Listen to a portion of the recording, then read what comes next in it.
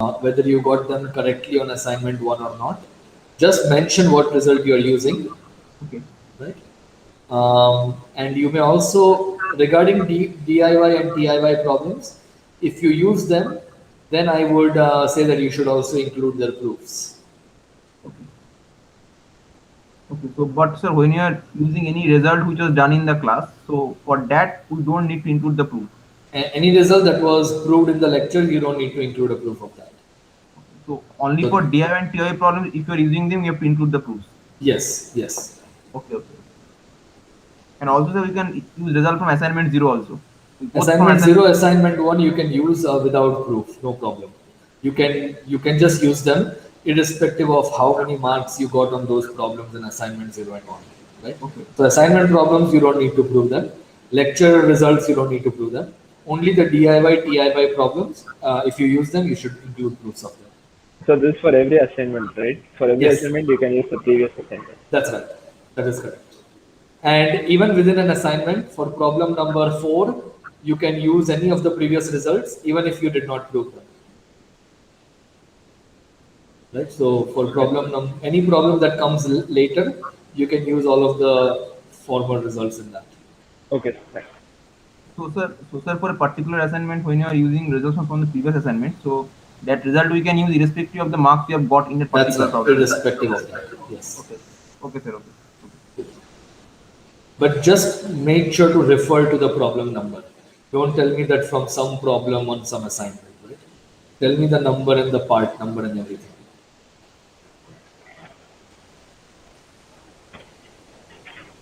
Okay? Good. Any other questions or concerns pertaining to anything?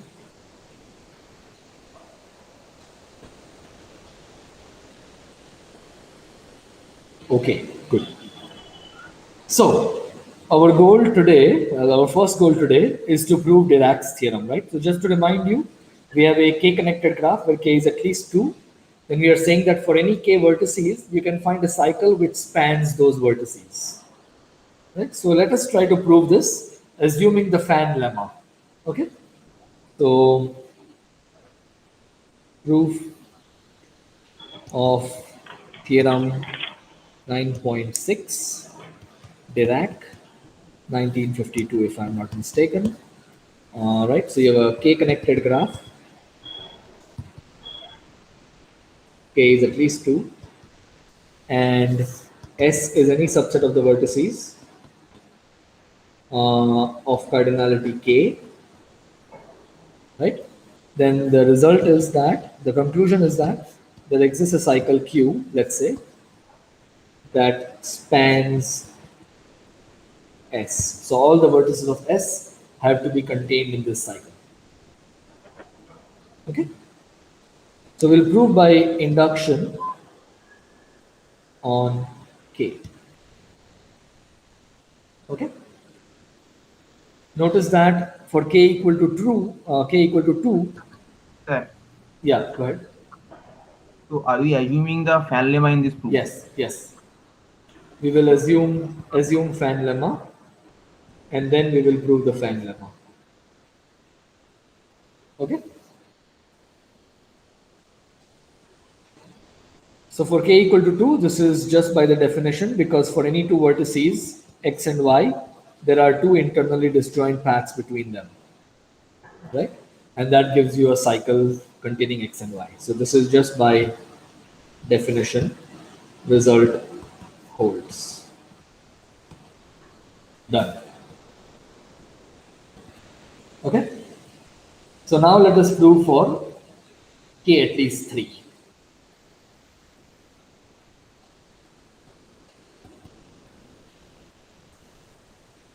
Okay? The induction step.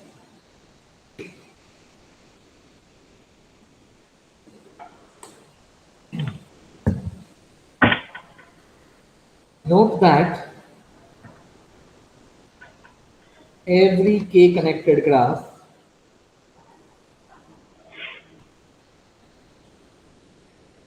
is K minus 1 connected by definition of connectivity. Okay? If you have 5 disjoint paths between any two vertices, pairwise internally disjoint, then you also have 4 pairwise internally disjoint paths. Okay. So in particular, G is, since G is k minus 1 connected, let us say we take a set S with k vertices, V1, V2, up to Vk. Okay. Since the graph is k minus 1 connected, by the induction hypothesis, there exists a cycle that spans k minus 1 vertices. So I'll take the first k minus 1 vertices. So V1, V2 up to Vk minus 1. Okay. Let's say this cycle is C. So there is some cycle containing k minus 1 vertices by the induction hypothesis. Okay. So let's say this is our cycle C, V1, V2, V3, and V4. And you should think of V4 as Vk. Okay. So for the sake of, Vk minus 1. So for the sake of example, I'm going to put k to be 5, just so that the drawings can be more concrete. Okay. Think of k equal to 5, but the proof does not depend on the specific value. Okay, so you can get one cycle containing the first k minus 1 vertices. Of course, if this cycle happens to contain the last vertex, then you are done, there is nothing to prove, right? So let's say the vertex set of this cycle is y. There could be other vertices here, remember that. It could look like this. If the last vertex belongs to y, then we are done, there is nothing to prove. So now suppose that the last vertex does not belong to y. Are there any questions or concerns?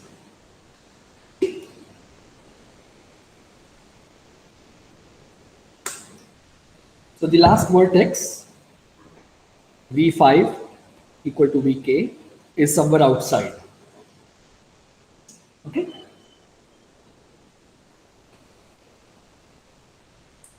What we want to do is we want to use our connectivity and other things that we know due to connectivity in order to build a cycle that will contain V1 to V4, but will somehow also include this last vertex. Okay. And this is where the fan lemma is going to come into handy. So because the graph is k connected,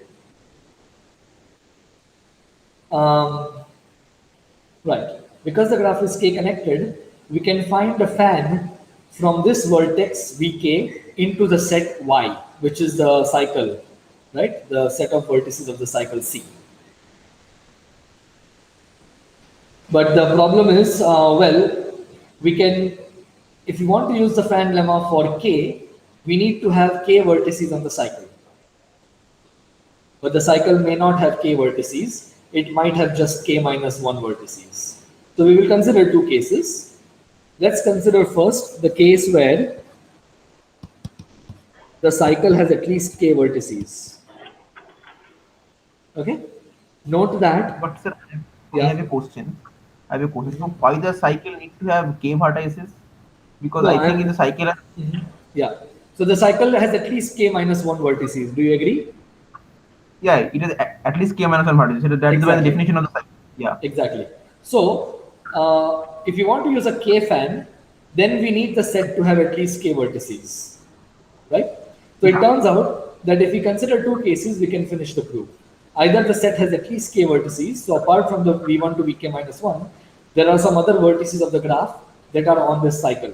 Remember, we are not saying that the cycle's vertex set is exactly equal to the set S.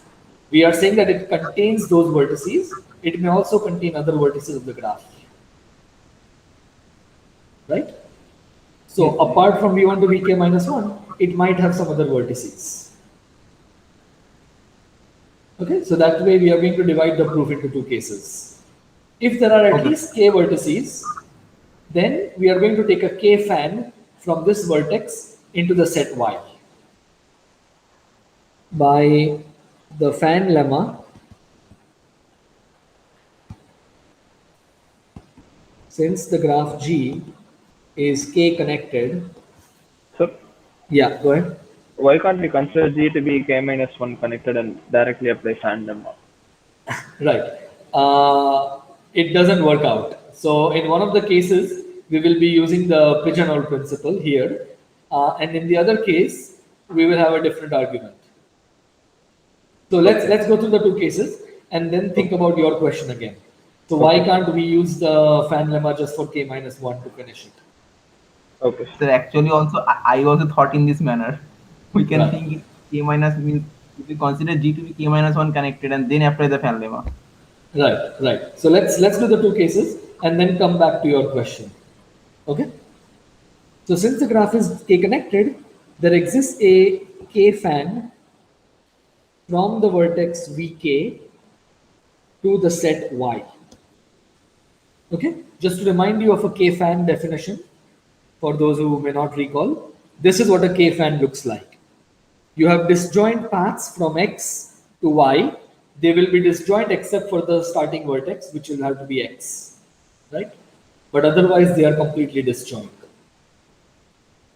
Okay, and all of them have to start at x and end in the set y. And the only vertex in y, the set y, should be the terminal vertex.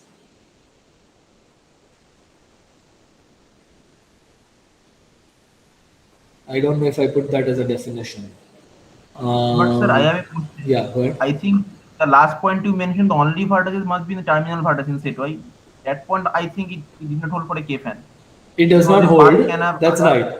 That's right. But at the same time, I can just cut my paths at the first point in y. Right? So it's not in the definition, but it doesn't hurt to think that the paths end in y, because as soon as a path reaches y, I'm just going to cut it there. Okay? So it's not part of the definition. You are right. Basically, sir, if there exists a K fan, then we can modify that K fan to another K fan such that Exactly. for Exactly. for every path only the terminal vertex belongs to the set Y. Exactly. Exactly. One may uh, one may modify Right. the k fan so that each path meets the set y only in the terminal vertex, right? Right? So that's good. Okay, so we can take a k fan from the vertex vk to y, right? Let's call our k fan p1, p2 up to pk. Okay, so they all start at x, sorry, vk, this vertex. This is the start vertex, and um,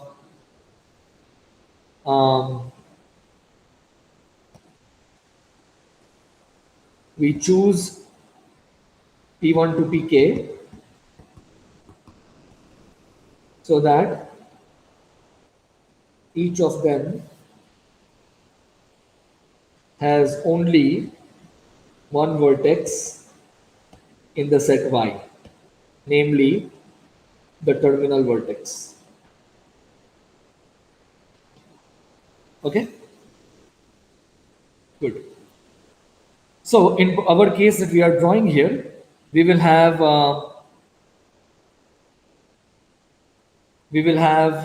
five paths from the vertex v5 into the cycle, right?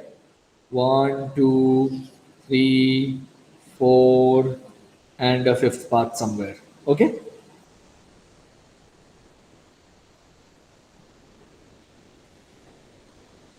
We want to somehow use these paths to get our desired cycle Q. Can anybody see how to complete this argument? Two of them land in the same sector. Right, exactly. So we are going to define, you're using what here? Sector. Right, sector. Okay. So I'm going to call them segments, but what is the basic result you are using here? A pigeonhole. Exactly. So the segments of a cycle induced by, let's say the cycle is C, induced by some Y, which is a, let's say, let's call this some set of the vertices. Okay, so I'm going to define this, but I won't write down a completely formal definition. So consider a cycle C and consider some set of vertices Z. Okay, there might be other vertices. Whenever you have some subset of the vertices, what you can get is some segments of the cycle. This is one segment, this is another segment, this is a third segment, right? Intuitively, I hope it makes sense. So, what exactly are these? These are parts of the cycle that have precisely uh, whose ends are in the set Z and are otherwise disjoint from Z. Okay, that is exactly what I am showing here in the drawing. These are exactly those paths that start at end at a vertex of Z, but they do not have any other vertices in the set Z. Okay, so if you apply this definition here, if you look at the segments of C induced by V1 to Vk minus 1, you will get exactly k minus 1 segments. Let C1, C2 up to Ck minus 1 denote the k minus 1 segments of C induced by the vertices V1, V2 up to Vk minus 1. Okay? If I'm not mistaken, that was probably Kapil who said that you have k paths that are going from the vertex Vk into these k minus 1 segments. So you have k paths, and the number of segments you have is k minus 1. So by the pigeonhole principle, at least two of these paths have to end in the same segment. They have to fall in the same segment. At least two of the paths P1 up to Pk end in the same segment. Say, I don't know, Ci. Okay? So there is a particular segment. Let's say this is our segment here, Ci, and two of the paths have the ends here. Sir, I have a question. Yeah. Can you Yeah. just go to the okay? So here by paths we mean the corresponding paths of the cycle. As we No, I'm define. looking at the fan. Yeah. So are you talking about the segments or the K fan? No, actually the last statement is not quite clear to me, which you have written by pigeonhole Okay. principle at least parts of it. Right. So the two paths I'm referring to here are the parts of the fan. Fan, okay, P1 to PK. Okay. So two of these red colored paths, they will have to end in this one segment, one of the K minus 1 segments that are induced by your vertices V1 to Vk minus 1. Do you agree?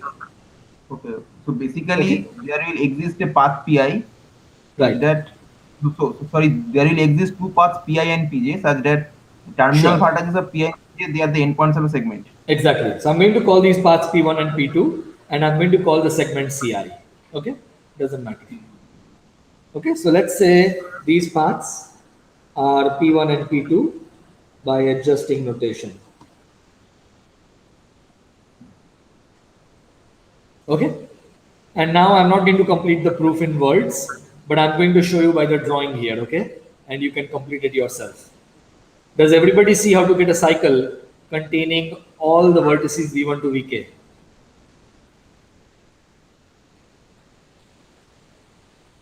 Would anybody like to explain how you get this cycle?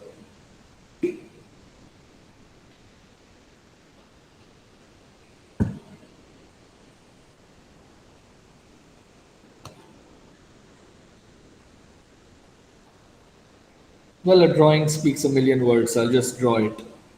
Right? This is your cycle.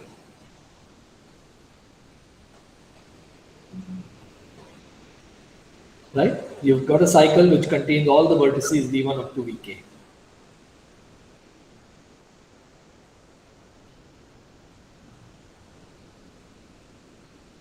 Any questions or concerns? Okay. But So how are you getting the final cycle on K vertices? you tell me. So using these two paths P1 and P2 and your original cycle C, I claim that you can get your cycle Q, which contains all the K vertices V1 to Vk.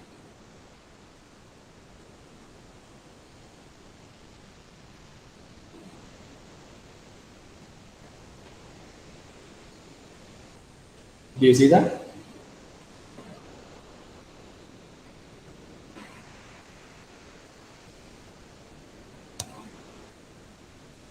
Consider these two ends of your path, P1 and P2. Okay? Take the entire cycle except this small part of the cycle joining these two red vertices in your segment CI. Remove that part and replace that part by the paths P1 and P2. That is a cycle containing V1 to Vk. Do you agree? Okay, sir. Okay, yeah. Yeah? Okay, good. So I'm not going to write down this whole argument in the interest of time. It's not going to serve any I was purpose. confused with the fact that the cycle will span V1 to Vk. It may not contain exactly V1 to Vk. That's why I was confused.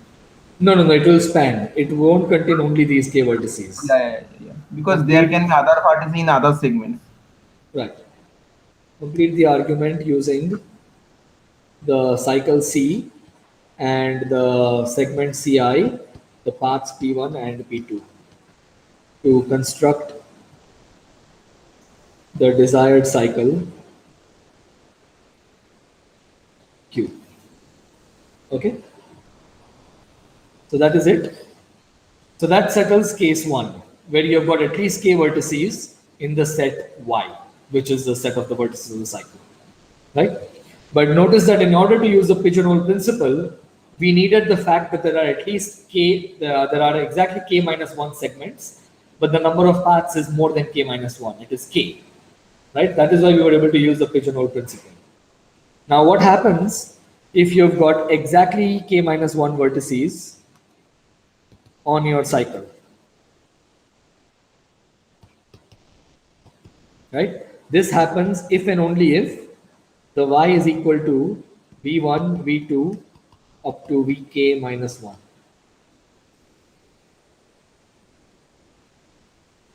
Okay? So if this is your cycle, so we have exactly 4 vertices because we chose k to be 5 in our example. So let's say this is v1, v3, v2, v4. Okay? They don't have to be in order. Okay, so if this is your cycle containing exactly these k minus 1 vertices, then we can't take a k fan, right? Because we only have k vertices in our cycle. We have only k minus 1 vertices in our cycle, right? But well, we can take a k minus 1 fan because the graph is also k minus 1 connected, right? Since G is k minus 1 connected, by the fan lemma once again, there exists a k minus 1 fan from the vertex vk, which is out there, to the set y. Okay, so we have exactly 4 paths in our case from V5 into this cycle.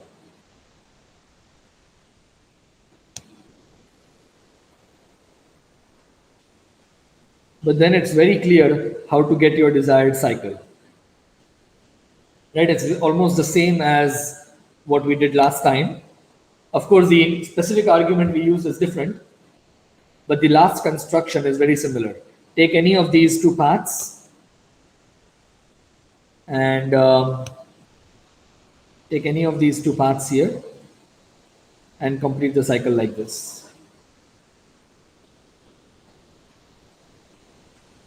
Okay, so let's say the paths are P1 up to Pk minus 1.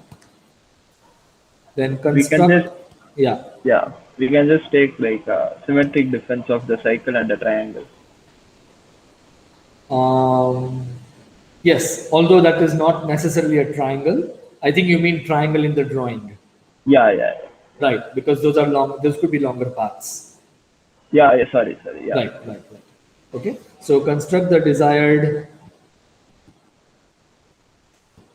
cycle Q using the cycle C and any 2 paths P1 and P2, for example. Okay, good. Any questions? Does everybody see why we couldn't use the same argument in both cases? Yeah, because the extra vertex X might appear in some of the paths from the fan. The extra vertex X as in? Yeah, means there are k minus 1 vertices, right? V1, V2 till Vk minus 1. So there will Right. exist an extra vertex in the cycle. That's right. Which might intersect with some of the fans. Exactly. Right. So if you have k vertices, case 2 does not work. You really need a k fan, and you really need to use the pigeonhole principle. At least the way we are doing things, argument for one of the cases does not work for the other case. But they are still similar. They are both using a fan. One of them is using a k fan, the other one is using a k minus 1 fan.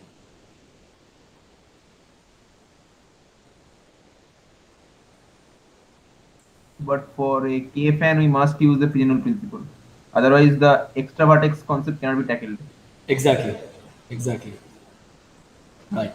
For K minus 1, we don't need. It is very simple actually for K minus 1. Yeah, k minus 1 is actually simpler. That's simpler. For K is much, yeah. Okay, so are there any questions or concerns pertaining to the proof of Dirac's theorem? Next is actually a simple application. I mean, in retrospect, it is an application of Menger's theorem. You might say, where did we use Menger's theorem? Well, we are going to use Menger's theorem to prove the fan lemma. So what we haven't done yet, and we assume to complete this proof, is the fan lemma. Okay, so now let us prove the fan lemma.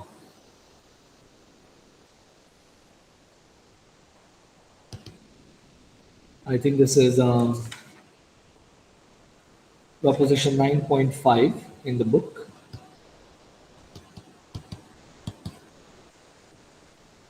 Okay, so what does it say? You've got a k-connected graph. You've got some vertex x.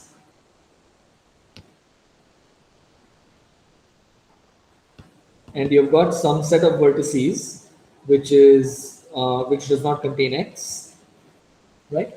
And it has at least k vertices.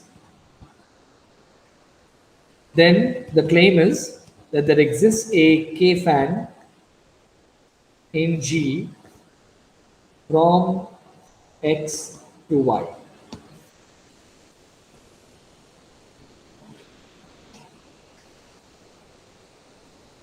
Okay, so let's prove this.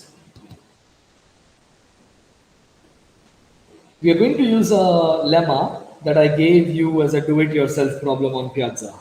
It's not difficult, so if you haven't done it, you can try it today after the lecture. So take any k connected. That lemma is called expansion lemma, right? What lemma? the lemma which you gave as problem number 6, that is basically expansion lemma for k-connected graphs. Extension. No, no, not expansion lemma. In some books it is called expansion lemma. Oh, I see. Okay, okay. I did not know that, but I see why it is called like that. Okay. So what we are going to do is we are going to take a k-connected graph and we are going to expand it by one vertex and get another k-connected graph. Okay. So what we'll do is we'll take the graph G, we'll add a new vertex. So let me just give you a drawing first. This is your graph G. Now you take a new vertex, okay, and you join it to at least k vertices in the original graph by edges, right? If you do this, then the claim is that the new graph H will also be k connected. Okay, so it is obtained by adding a new vertex and joining it with at least k distinct vertices of the original graph G, okay, by edges. Then the claim is that this graph H is also k connected.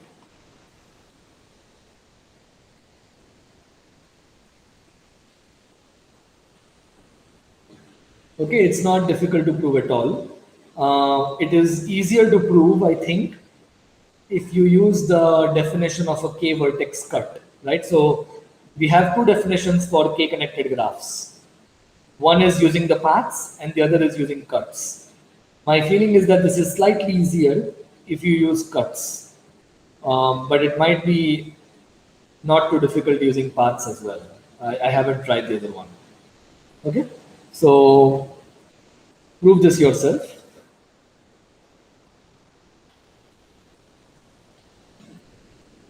Okay, so we are going to use this to construct our K-fan.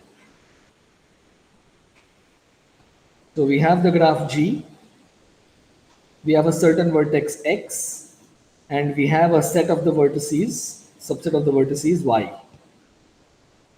And Y has at least K vertices.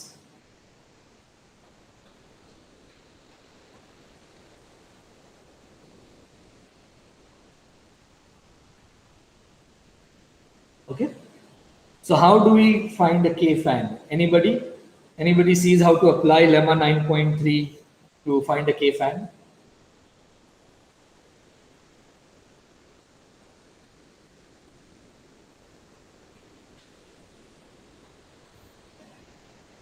First, we add a vertex y to the graph. Okay, okay. Yeah, I'm going and to call it Z. Okay. yeah, sure. Yeah. Then we can join all the vertices of y to z. Right. Means from lemma Yeah. 9.3, then we get this is k connected graph. Right. Then Okay, so since this is k connected, then we will get means k internal disjoint paths from x to z. exactly, exactly. Okay, so let's complete until this point. Construct H from G as per lemma 9.3. New vertex is called Z and join Z to each vertex in the set Y by edges, right? Okay, so these are all edges joining Z to each vertex in Y. Okay, now by the lemma,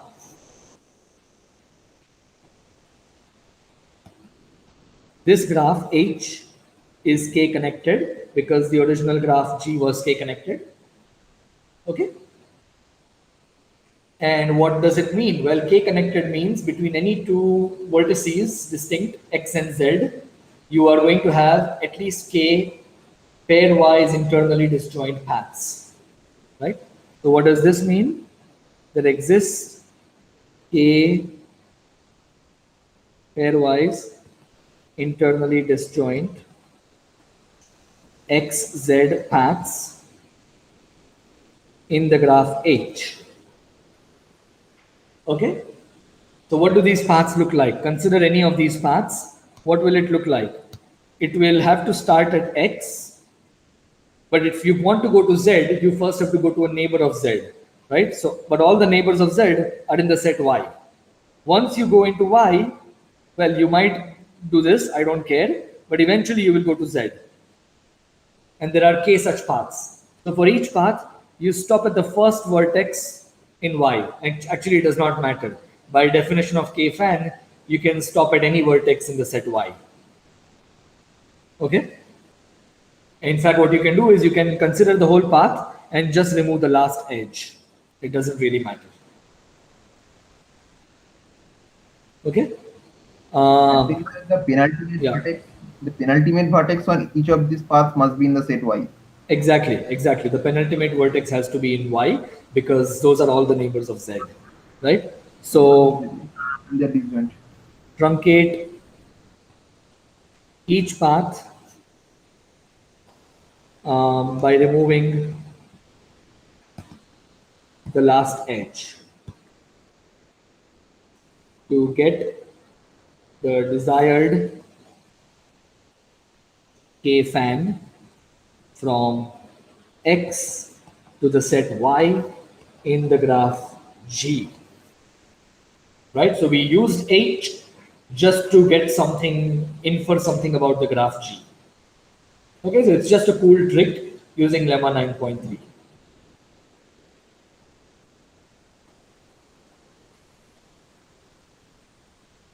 Any questions or concerns? How this proof works? Anything that's not clear?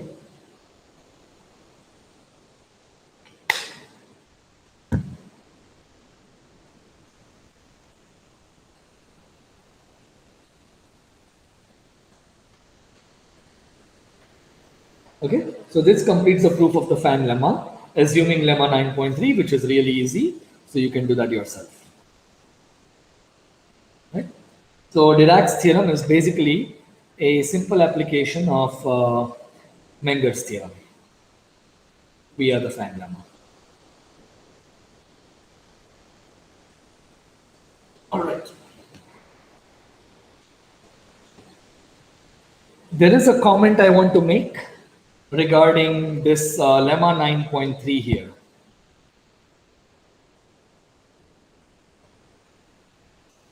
This lemma should not be viewed as an induction tool or a generation theorem for k-connected graphs.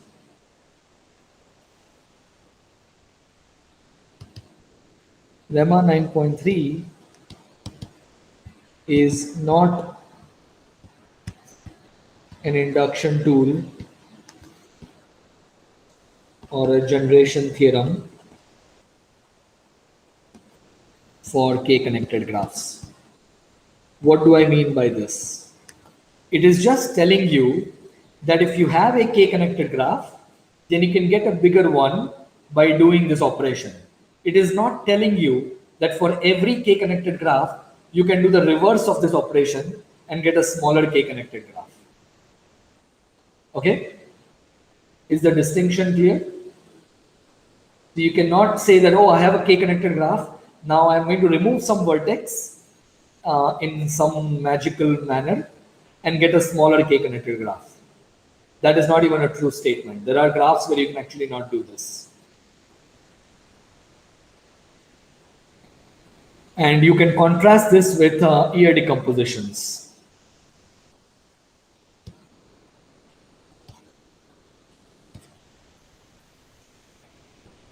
Ear decompositions, as we have discussed, they are is a generation theorem or induction tool for two connected graphs.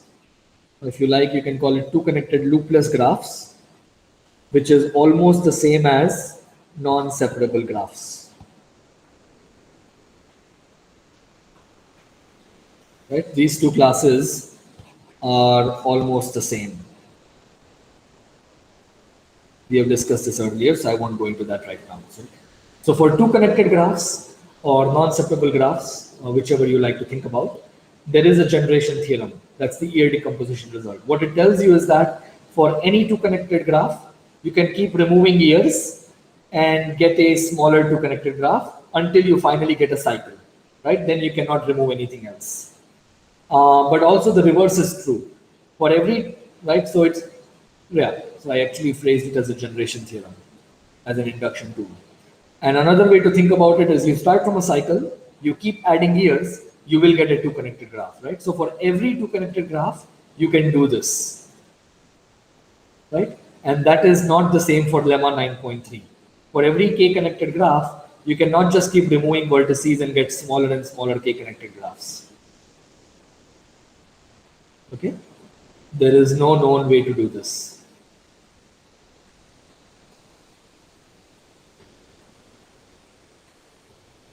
In general, for k connected graphs, there is no induction tool known to us for k at least 4.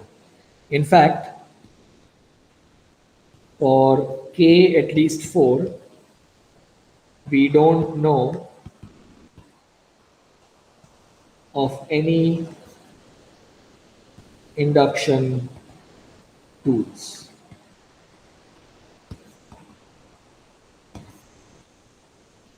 However, for k equal to 3, we do.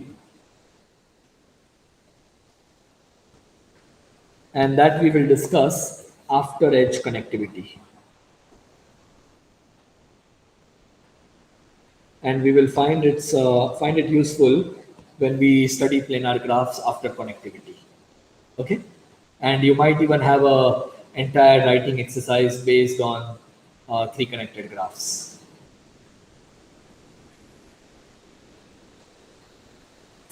Any questions or concerns regarding these remarks that I just made?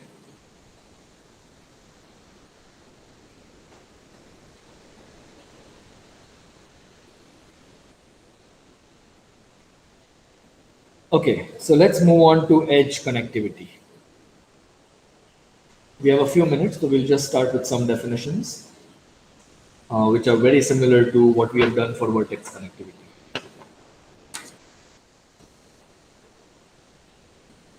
Okay. Let's start with this example.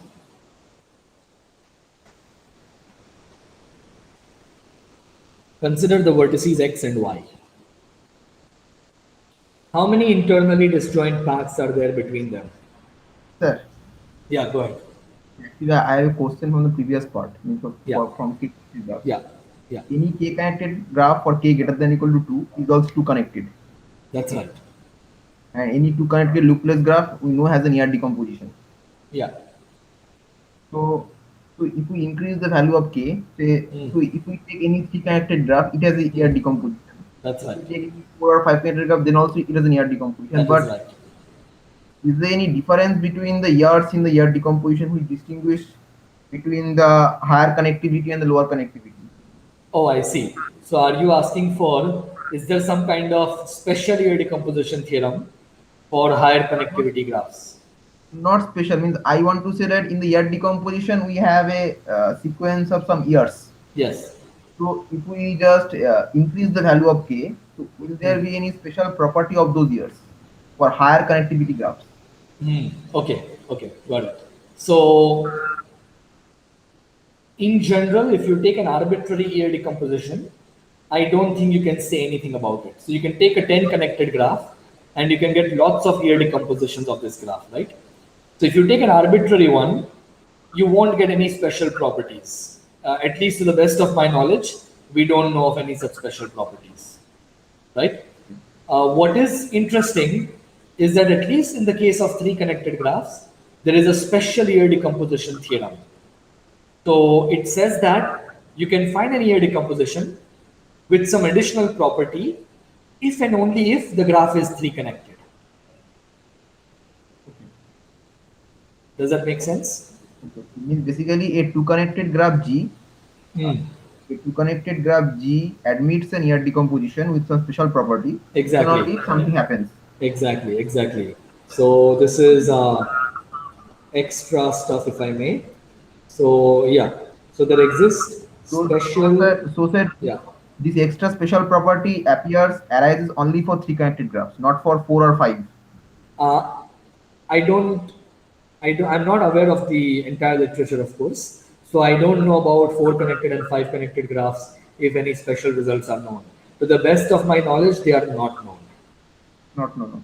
Right? So there exist special year decomposition results for three connected graphs. This is beyond the scope of this course.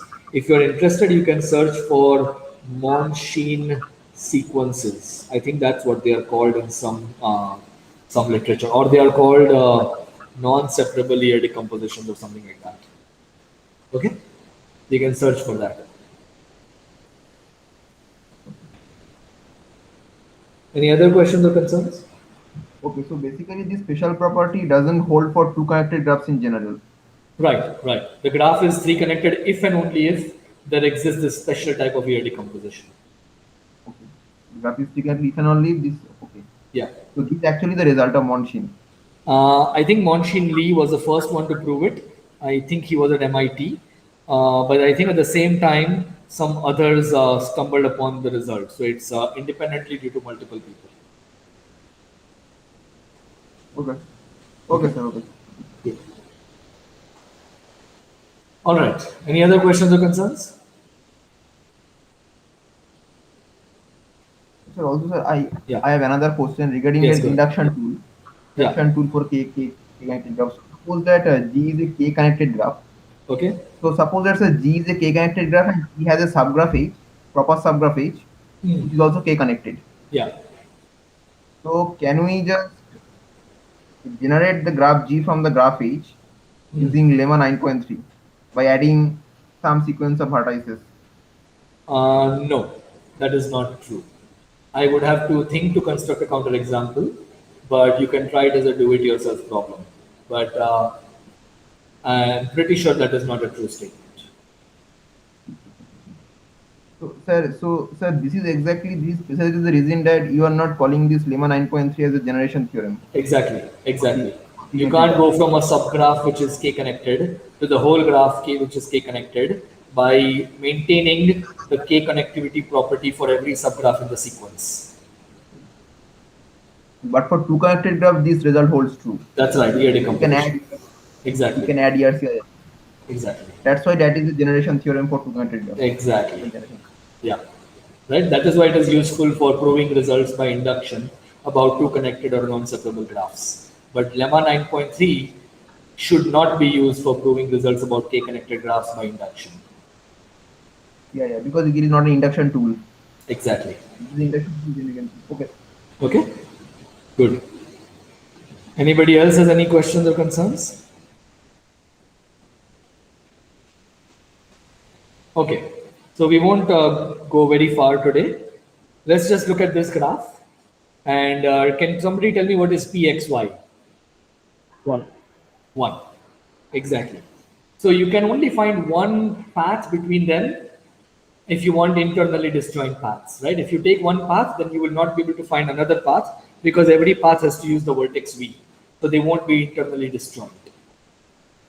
However, if you relax the notion of your disjointness, then you will be able to find two paths.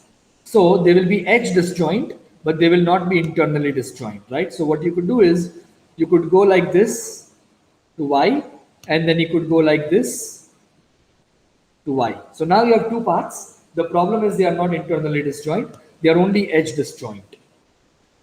Okay. So we are going to call this local edge connectivity between two vertices. So the local edge connectivity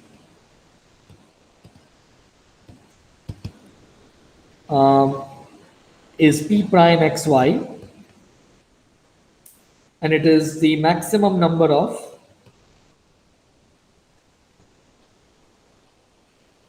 pairwise edge disjoint xy paths, right? When x is not equal to y. And if x is equal to y, then this is undefined.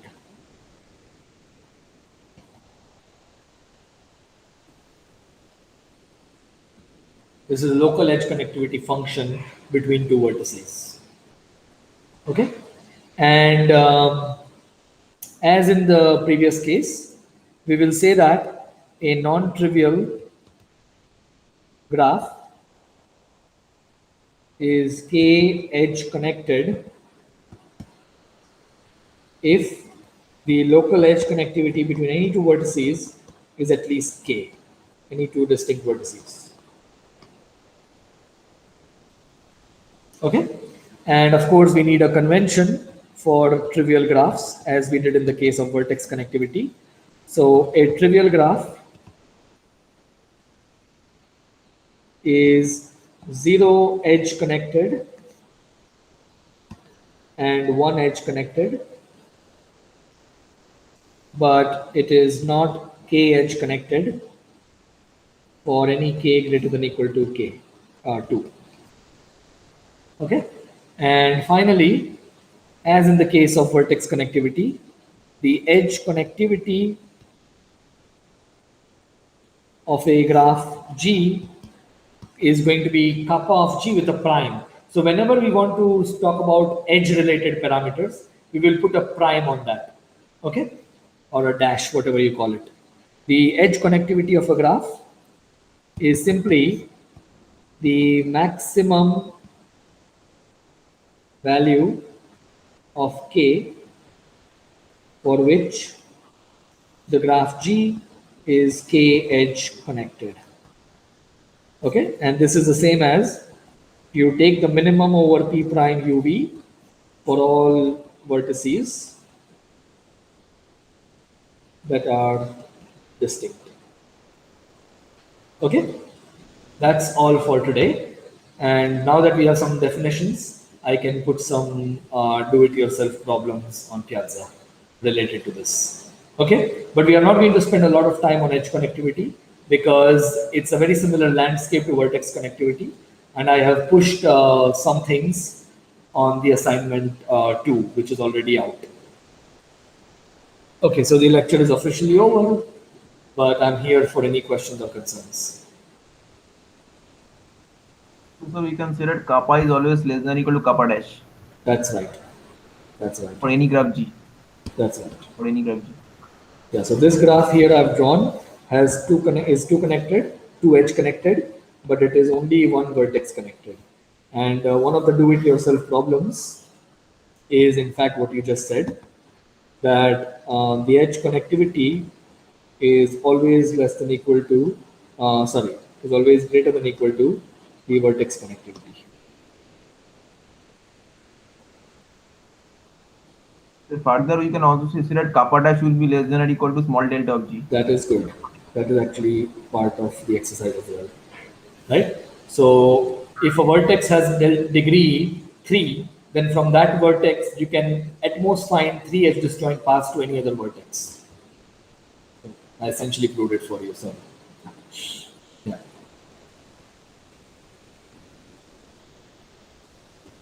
All right. Any other questions or concerns?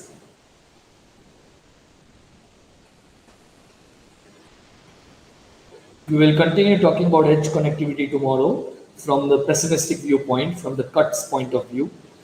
Okay. And we will state a Menger's type theorem for them, but the proof of that is on assignment 2, using the main Menger's theorem for vertices.